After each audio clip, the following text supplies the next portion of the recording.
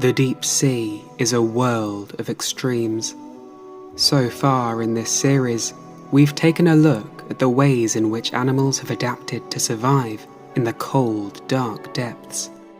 We've explored the ecosystems of this unforgiving realm and seen how communities of life cling to whatever source of energy they can find, from vents of superheated water to the carrion of sunken whales. But now it's time to dive even deeper and discover a place where life is pushed to its absolute limits. For at the bottom of the Pacific Ocean, the sea floor widens into a gaping abyss of obscurities. Fish that seem to lack faces, sprawling fields of bacteria, and giants that resemble life from another planet. Let's take a closer look at the hidden world of the Mariana Trench.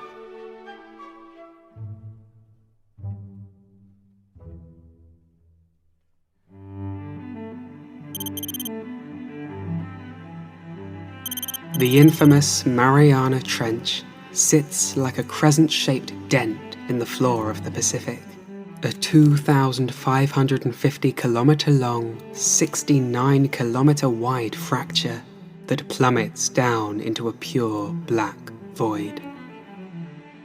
At the bottom, it hosts the deepest known location on Earth, the Challenger Deep, 11,033 metres or 36,200 feet beneath the waves. The trench itself is but one part of a global network of deep scars that cut across the ocean floor. Features that formed from a process called subduction. In the case of the Mariana Trench, the western edge of the Pacific Plate was thrust beneath the smaller Mariana Plate to the west, creating the deep fracture. Molten material then rose through volcanoes near the trench, building the nearby Mariana Islands.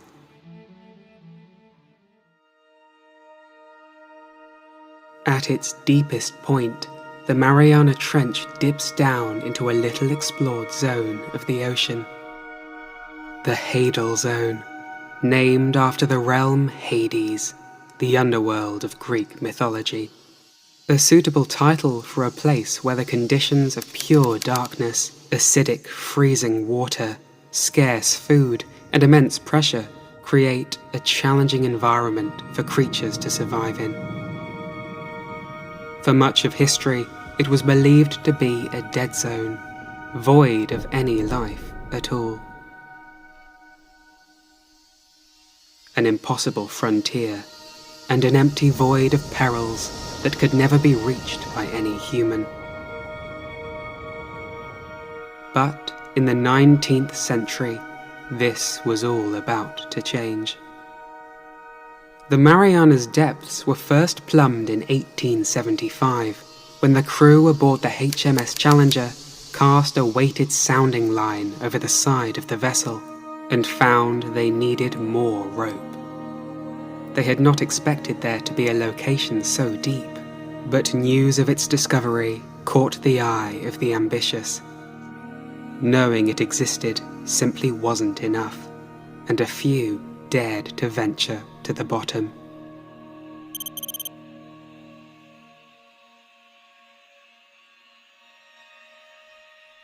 In 1960, 85 years after the Challenger Deep was discovered on that pioneering voyage, two men set out to reach the bottom.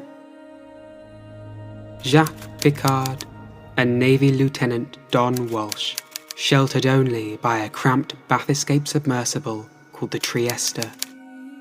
Their 5-hour descent was fraught with challenges. The water pressure near the bottom was nearly 1,000 times greater than atmospheric pressure at sea level. During the journey, this caused the viewing window to crack, limiting their time spent on the sea floor to only 20 minutes. Even in such a short amount of time, what they saw would shock the scientific community. Life, pale shrimp and flounder-like fish, along with what they described as a dark brown diatomaceous ooze that covered the sea floor. Pickard described this moment with excitement in a book about the voyage. Here, in an instant, was the answer that biologists had asked for the decades. Could life exist in the greatest depths of the ocean? It could.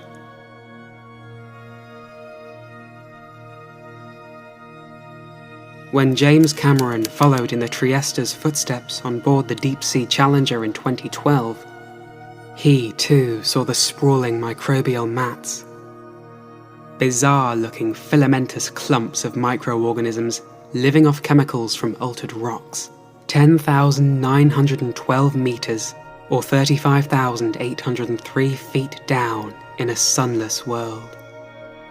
It is these bacteria that support more complex creatures, for without sunlight, larger animals must instead rely on the energy produced by bacteria undergoing chemosynthesis, the deep sea equivalent to photosynthesis.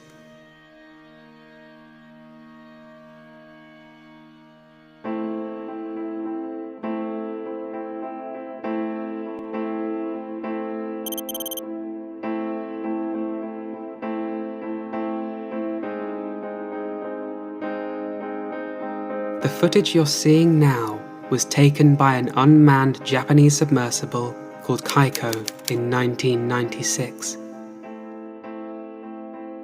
Having reached a depth of 10,897 meters, it marked the deepest dive for an unmanned submersible at the time. Its goal was to sample bacteria from the mats that Pickard and Walsh had observed nearly 40 years earlier. They found that a number of these bacterial species appeared to be obligately barophilic, meaning they thrived under high environmental pressures, proving that the idea that life could only exist in more moderate conditions was flawed. But in 1998, Kaiko returned to the Challenger Deep and stumbled upon more complex life. Hierondelia gigas, a gigantic amphipod species. This discovery posed a bit of a mystery. The extreme pressures of the deep sea cause calcium carbonate that makes up the shells of amphipods and many marine animals to dissolve more readily in water, leaving their soft bodies vulnerable. As such, amphipods are not usually found below about 5,000 meters or 16,400 feet. And yet here in Kaiko's lights was a giant amphipod, retaining even its tough exoskeleton. It has since been found that they protect their shells using a form of aluminium armor, using chemicals in their gut to extract aluminium ions from the seafloor mud while they forage for food. In their role as detrivores, these amphipods occupy a key role in the ecosystem. They act as a cleanup crew, possessing enzymes that are able to digest even wood.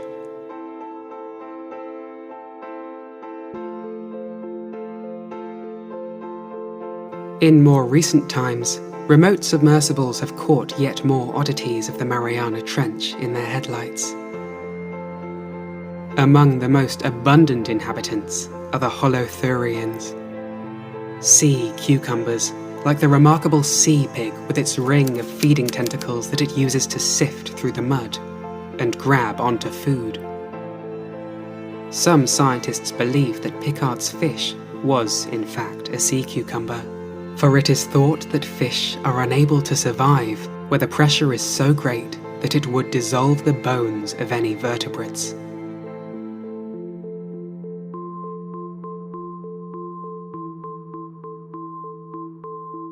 The deepest known fish thrives at depths of 8,000 meters, or 26,200 feet. Still 2 kilometers above the Challenger Deep. The Mariana snailfish, discovered in 2014, yet given the scientific name Pseudoliparis swirae, to commemorate Sub-Lieutenant Herbert Swire from the HMS Challenger.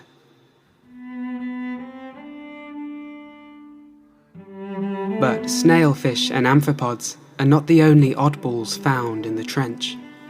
Gigantic xenophyonophores grow to be 20 centimeters in diameter, yet consist of only a single cell. Predatory tunicates called sea squirts anchor their bodies to the sides of canyons in wait of passing prey, while deep-sea hatchetfish use bioluminescence to blend in with their surroundings.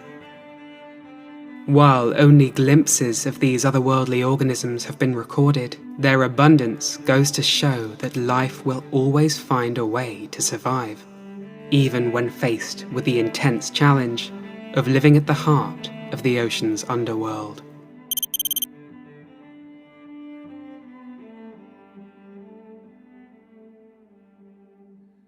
Despite all the expeditions and the footage that's been gathered, we have still only just begun to dip our toes into the hidden world of the Mariana Trench. It is likely that many new species await discovery and will help us piece together the puzzle of how animals can survive such extremities. Researching the Mariana's microorganisms could lead to vital breakthroughs in biomedicine and biotechnology, and shed light on the story of life's emergence on planet Earth. But even the furthest depths are within reach of human-driven destruction. Already has plastic been found in a place we scarcely understand. Who knows what vital discoveries might vanish before we come to understand their importance.